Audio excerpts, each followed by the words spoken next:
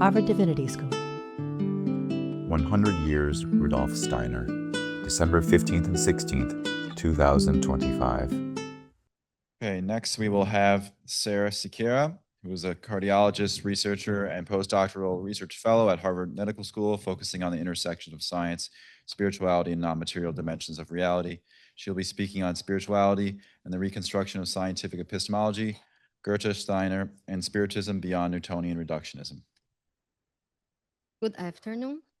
I'm pleased and grateful to present Spirituality and the Reconstruction of Scientific Epistemology, Goethe, Steiner and Spiritism beyond Newtonian reductionism. I speak on behalf of my co-authors. They are all from Brazil also: Amanda Siqueira, Samuel Andriotti, Gabriel Padua, and Fernando Costa. Some of them are joining us online. Our group works at the intersection of scientific epistemology, consciousness studies, and spirituality. Inspired by Rudolf Steiner's conception of spiritual science, we investigate how consciousness may be approached with rigor beyond the reductionist limits. In particular, our work engages domains historically associated with Spiritism, including instrumental transcommunication, and seeks to develop reproducible methods to examine phenomena that challenge the brain-bound models of consciousness, aiming not to assert beliefs, but to identify where scientific reconstruction may be required. So I have no conflict of interest. So let us begin with the greatest scientific mystery at all, the consciousness. You are not merely hearing my words. You are aware that you are hearing them. There is an inner presence, a felt awareness that is present in every perception, every thought, every emotion. And that inner awareness is consciousness. And here lies the paradox. After decades of neuroscience, we can map neural circuits with extraordinary precision, yet we still cannot explain how physical processes give rise to experience itself. Why does red feel red? Why does pain hurt? And why does love move us? This is what contemporary philosophy calls the hard problem of consciousness, the inability to explain why brain activity is associated with subjective experience at all. And this is not a minor gap. It is a rupture in our understanding of reality. 100 years ago, Rudolf Steiner died convinced that modern humanity was approaching precisely this kind of crisis. Not a technological crisis, but a crisis of knowledge itself. At the center of this crisis, Steiner argued that modern thought remained unsettled because it treats consciousness something like a secondary, as if it were merely a byproduct of the brain, rather than confronting it as a primary problem for knowledge itself. The dominant model assumes that consciousness is locally produced by the brain. If that model were fully sufficient, then without a functioning brain, consciousness should vanish. But this is precisely what a growing body of evidence and observation continues to strain. Across multiple independent domains, we encounter situations in which structural experience is reported under conditions of severely compromised or apparently absent brain function. And repetition matters here. A single report may be dismissed as a subjective, but recurrent reports across cultures, clinical settings, and methodologies are no longer merely anecdotes, they are data. What many traditions have called soul or spirit, I will refer to here as non-local consciousness, not as an ontological claim, but as a working term for forms of consciousness not fully explained by localized brain function or spatial causation. Steiner anticipated this conflict with remarkable clarity in The Philosophy of Freedom. He insists, quote, "Thinking is not merely a subjective occurrence within consciousness, but a real activity that belongs to reality itself." Thinking, for Steiner, is not an illusion produced by matter. It is a real activity belonging to reality itself. From this insight follows something critical. If thinking is understood as belonging to reality, then consciousness, investigated through disciplined cognition, can be treated as an authentic domain of knowledge, rather than as a not so resolved philosophical problem. On this basis, Steiner's response to this crisis of consciousness was what he called spiritual science, a rigorous extension of epistemology, intended to investigate consciousness and the spiritual domain with discipline, analogous to that applied to the physical world. Steiner advanced precisely any science that excludes consciousness cannot fully comprehend the human being, nor provide a rational foundation for freedom, ethics, and meaning. Therefore, what kind of scientific epistemology becomes possible once consciousness is no longer treated as an afterthought, but as a central problem of knowledge? That question guides everything that follows. Steiner did not reject Newtonian science at all. He insisted it was a historically necessary abstraction. Newtonian physics excluded the observer. Reality became what could be described mathematically, independently of the experience. This move created a modern objectivity, but at a cost. From this follows what we now call the local production model of consciousness, the assumption that consciousness is generated by brain activity and therefore must cease when the brain fails. Steiner identified this as the foundation epistemic cut of modernity, the separation of thinking from being. Steiner argued that this conclusion is not purely empirical, but it's also methodological. Once consciousness is excluded from what counts as real, science inevitably becomes blind to the very act which it knows. Here, the hard problem of consciousness appears, not as a puzzle, but as a structural contradiction. Science depends on consciousness, yet cannot explain it, because it defines objectivity by removing it. Steiner's question was therefore radical. Can science be reconstructed without amputating the knower? Steiner's answer does not begin with metaphysics, it begins with Goethe. This is not incidental. Steiner edited Goethe's scientific writings and regarded them as a misunderstood methodological revolution within modern science itself. In his studies, Goethe rejected explanations based solely on abstraction and hidden causal mechanisms. Instead, he proposed the participatory perception. Goethe's insight was methodological. The observer does not distort reality. The observer participates in its disclosure. Through exact sensorial fantasy, Goethe showed that perception itself can be educated, disciplined, and made exact. Knowledge depends not only on instruments, but on the quality of consciousness brought to perception. As Goethe wrote, every object, well contemplated, opens a new organ of perception in us. End quote.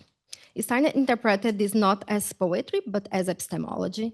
Here, spirituality first enters science in a rigorous sense, not as a belief, but as an inner discipline, as a condition of knowledge. Yet Goethe stopped at the nature. He did not ask the decisive next question.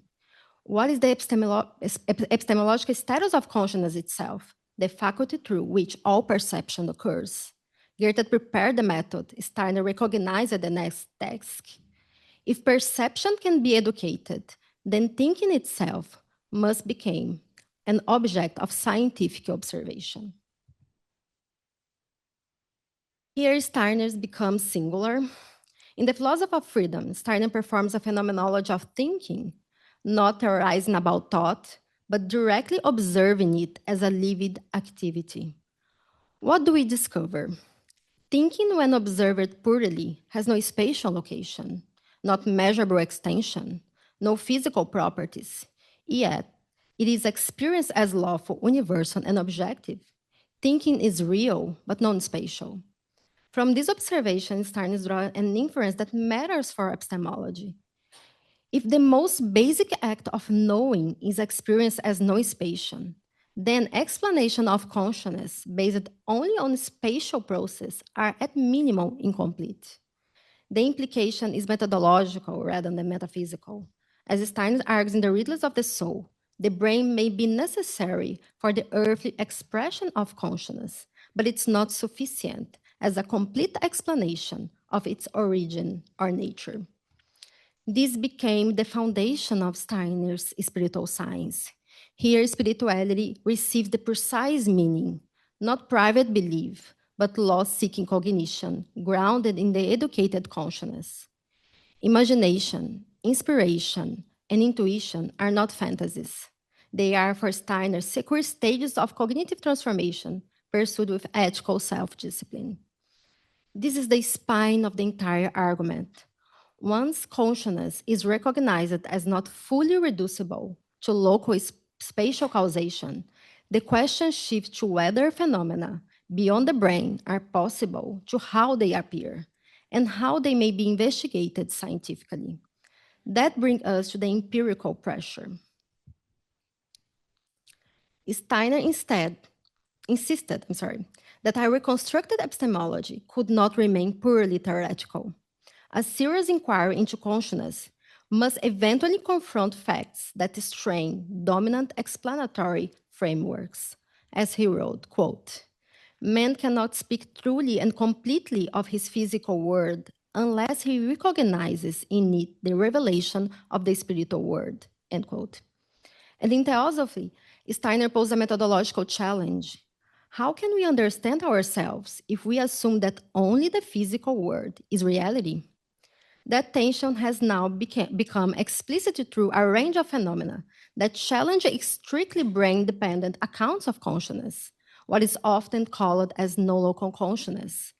For instance, in near-death experience, prospective studies by Pim van Lommel, Sam Parnia, and Bruce Grayson reported structured experience described during cardiac arrest, when measurable brain function may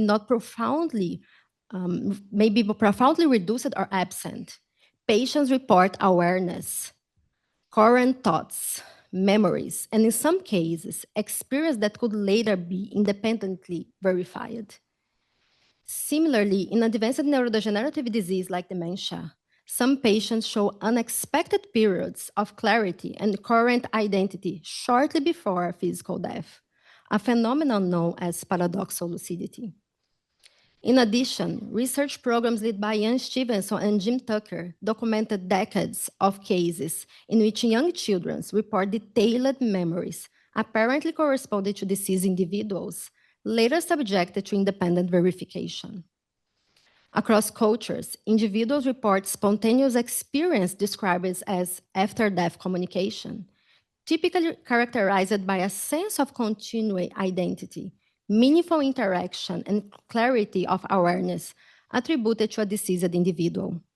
In instrumental transcommunication research, electronic devices are used to examine anomalous signals, such as voices or images, that appear without an identifiable human or technical source.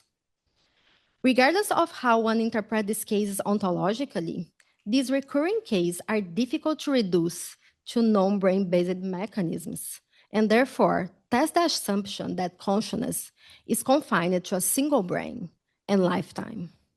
Steiner foresaw this confrontation in principle. When consciousness is taken seriously, materialist accounts prove logically insufficient. Therefore, what this phenomena demands is not belief, but a revised epistemology. At this stage, Spiritism is no longer optional as a cultural fact. It becomes methodologically relevant. Where Steiner reconstructed consciousness from within, Allan Kardec investigated it from without. A French educator and systematic researcher, Kardec found Spiritism as a methodical effort to organize recurrent phenomena related to claims about consciousness beyond the body. He treated medium communication, which means report of messages said to come from deceased individuals, as a data gathering process, not belief. In the Spiritist books, he described the method as a convergence through repetition. Quote, "It is not one spirit, nor two, nor three, but thousands who have given the same answer to the same question," end quote. For Kardec, only convergence revealed law. In his working hypothesis, Kardec mentioned, quote, "The soul is not an effect, it is a cause. The body is its instrument," end quote. Spiritism does appear not as a belief system, but as an early attempt at collective reproducible inquiry into not resolved domains of experience, a form of empirical induction applied where conventional instruments are limited. Spiritism therefore functions as an external epistemological mirror to Steiner's interior phenomenology. One approaches consciousness through educated inner observations, the other through collective empirical regularities. They converge at the level of the method.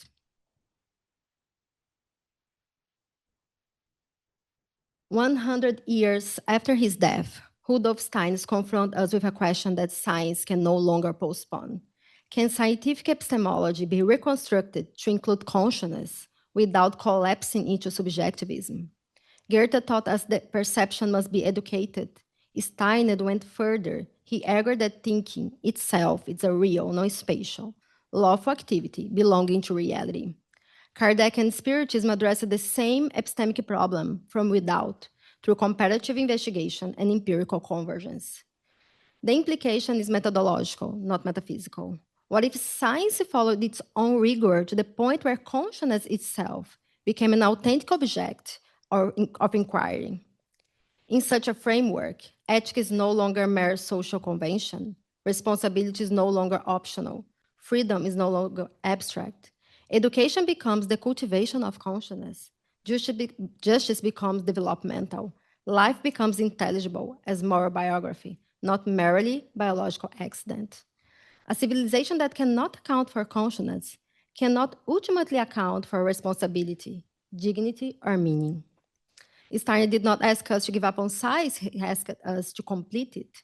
100 years later, the question is not whether Steiner was premature at the time, but whether science is ready to take responsibility for the consciousness it already depends on. Thank you. Sponsored by the Program for the Evolution of Spirituality. Copyright 2023, the President and Fellows of Harvard College.